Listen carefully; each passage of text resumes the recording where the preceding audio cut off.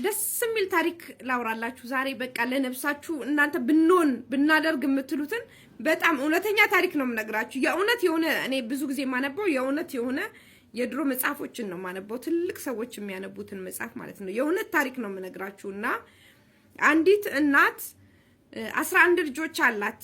የራሷ 11 ልጆች አላት እና አንድ ደግሞ የእንጀራ ልጇ ነው ያለው። አንድ ልጅ የእንጀራ ልጅ ማለት የባሏ ልጅ አንድ አለ ከሌላ የተወለደ ማለት ነው። 12 ልጆች አላት ማለት ነው። እና ገጠር አካባቢ ወጣ ያለች ከተማ አካባቢ ነው የምትኖረው። እነዛ ልጆቿን ታሳድጋለች እና አንድ አባት በጣም ደግ አባት ናቸው። ሁሉ ጊዜ በዛች ሴትዮዋ በር ነው የሚያልፉትና ሴትዮዋ ትንሽ ሀብት አላት። ጥሩ ነው፣ የገጠር ሀብታም ናት፣ ሀብት አላት። ሁሉ ጊዜ እኚህ ሰውዬ በዛ ጋር ሲያልፉች ሴትዮውም እንደምታረገው ወይ ብርዝ ነው የሚበጠብጥላቸው፣ ማር ነው የምትበጠብጥላቸው በብርዝ ንጹህ ማር። ከዛ ደግሞ አንዳንዴ ጠጅ አንዳንዴ ጠላ ለእኚህ ሰውዬ ተብሎ በጣም ደስ ይላሉ። በቃ እሳቸው ላይ የሆነ ደስ የሚል በሳቸው በረከት አገኛለሁ እያለች ነው ሁሉ ጊዜ የምታደርገው። እና ይቺ ሴት ሁሌ ጎራ እያሉ በሳምንትም ይሁን በ3 ቀን እየመጡ ጎራ ይሉና ትልቅ ያቁማዳ አላቸው፣ ምግብ የሚይዙበት አላቸው። ቅል ነገር ደግሞ ዶቃ ነገር አላቸው፣ የቅል የመጠጫ የሚይዙበት ይዘው የሚሄዱት ይበላሉ። እሷ ጋር ምሳቸውን በልተው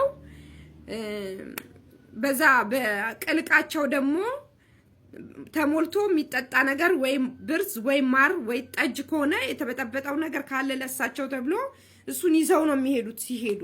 እና እኚህ ሰውዬ ሴትዮ ሁሉ ጊዜ ሲመጡ ሲሸኛቸው ሲበሉ ሲጠጡ ይበሉ ይጠጡና መጨረሻ ላይ ይመርቃሉ። ሲመርቁ ምንድነው የሚሏት? እንደ ስራሽ እያሉ ነው የሚመርቋት። እንደ ስራሽ ይሏታል። እንዴ እኚህ ሰውዬ ሁሉ ጊዜ አሁን የሚመጡና ይበላሉ ይጠጣሉ፣ እንደ ስራሽ እያሉ ነው የሚመርቁት። ከዛች ሴትዮ ምንድነው እኚህ ሰውዬ ለምንድነው ሁሉ ጊዜ እንደ ስራሽ ይሉኛል? ለምንድነው እንደ ስራሽ የሚሉኝ? ስላበላኋቸው ስላጠጣኋቸው በቅልቃቸው የሚጠጣና የሚበላ ባቁማዳቸው ስለሰጣኋቸው ምን ማለታቸው ነው? እየረገሙኝ ነው የሚሄዱት ወይ እጄ ትልና ትናደዳለች። እና አሁንም ይመጡና ስሰጣቸው እንደ ስራሽ፣ እኚህ ሰውዬማ እየረገሙኝ ነው፣ እንዴት እንደ ስራሽ ይሉኛል? እሰራላቸዋለሁ ትልና ምን ታደርጋለች? አሁን እሳቸው ልጆቿን በጠዋት ልጆቿ እንዳያዩት ብላ በጠዋት ልጆቿን እርሻ ቦታ ትልካቸዋለች፣ ራቅ ያለ ቦታ ትልካቸዋለች።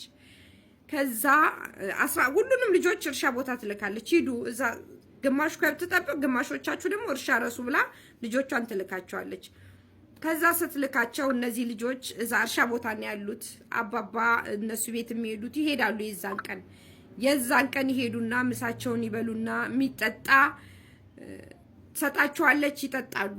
ከዛ የሚበጠበጠውን ተበጥብጦ የሚሰጣቸውን በዛ በቅልቃቸው ደግሞ የምትሰጣቸው ስንቃቸውን ደግሞ እሱ ላይ መርዝ ትጨምርበታለች ማለት ነው። እንደው እኚህ ሰውዬማ እንደዚህ እያረኩላቸው እንዴት እየረገሙኝ ይሄዳሉ ትልና እዛ ላይ መርዝ አድርጋ ትሰጣቸዋለች። ከዛ እኚህ ሰውዬ ይበሉና ቤት ውስጥ የሰጠቻቸው ሌላ ነው። እዛው ይሞቱ ትልና ይዘውት የሚሄዱት ላይ ነው የጨመረችባቸው ማለት ነው። በኋላ ቤት ይበሉና የዛን ቀን ይጠጡና አንቺ ሴት እንደ ስራሽ አባባ ለምንድን ነው እንደ ስራሽ የሚባል? አይ አንድ ቀን እንደ ስራሽ ያልኩበትን ታገኘዋለሽ ዋጋ፣ እንደ ስራሽ ይሏታል። እንዴ ዛሬ የማስጠይቃቸው ጭራሽ አንድ ቀን እንደ ስራ ያልሽበትን ዋጋሽን ታገኛለሽ አሉኝ። ምን ማለታቸው ነው ትልና በጣም ይከነክናታል።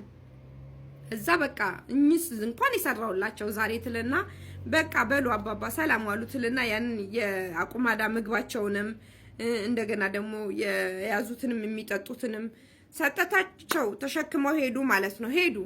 ሲሄዱ ፀሐይ ሆነ ደከማቸውና የሆነ ቦታ እየሄዱ ያሉ ልጆቹ መንገድ ላይ ያገኟቸው።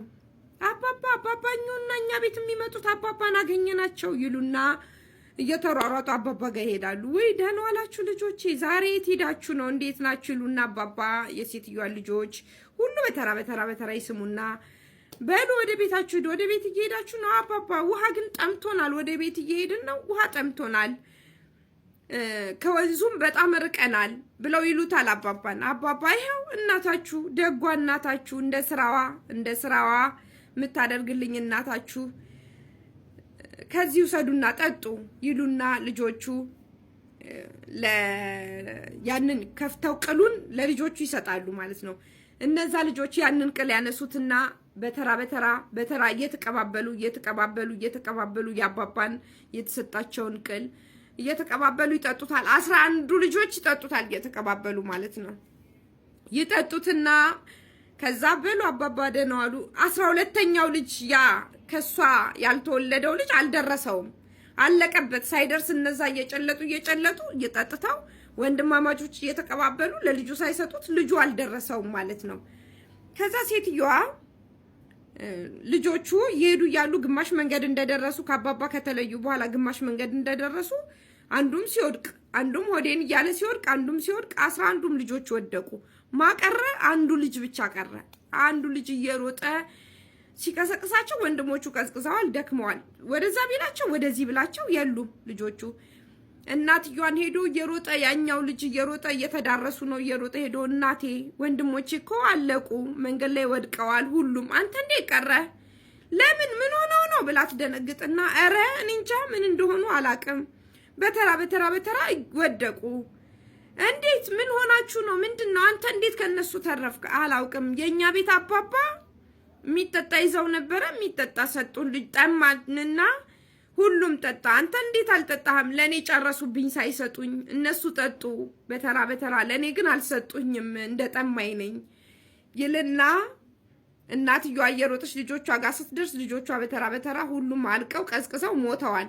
11ዱም ልጆቿ ሞተዋል። ማን ይቀራል? አንድ ልጅ ብቻ፣ የሷ ልጅ ብቻ። እቤት ትገባና ንሳዋን ለካ እንደ ስራሽ የሚሉኝ አባባ ስራዬ ይሄ ሆነ፣ መጨረሻ ላይ ሰርቼ ስራዬ ይሄ ሆነ፣ ስራዬ አላወጣኝም፣ እንደ ስራሽ ለካ የሚሉኝ ለዛ ነው። ሰው እንደ ስራው ነው የሚያገኘው፣ የእጁን የዘራውን ነው የሚያጭደው። ለአባባ ያረገችው ለራሷ ልጅ ግን ይሄኛው ልጅ ደግሞ የእንጀራ ልጅ ምንም ስላላረገ ምንም ስላልፈጠረ እሱ ነፃ ወጣ። እሷ አይኗን በጨርቅ ሸፈነችና ከገደል ላይ ወደ ገደል ገባች፣ ራሷን ገደለች ማለት ነውና ደግነት ለራስ ነው። መልካም ነገር ስሩ፣ መጥፎ ነገር አትስሩ። ሁሉ ጊዜ የሆነ ነገር ስንሰራ የሆነ ነገር ማሰብ አለብን። ለራሳችን ልጆች ነው የምናተርፈው ልላችሁ ፈልጌ ነው። አመሰግናለሁ። ይመቻችሁ።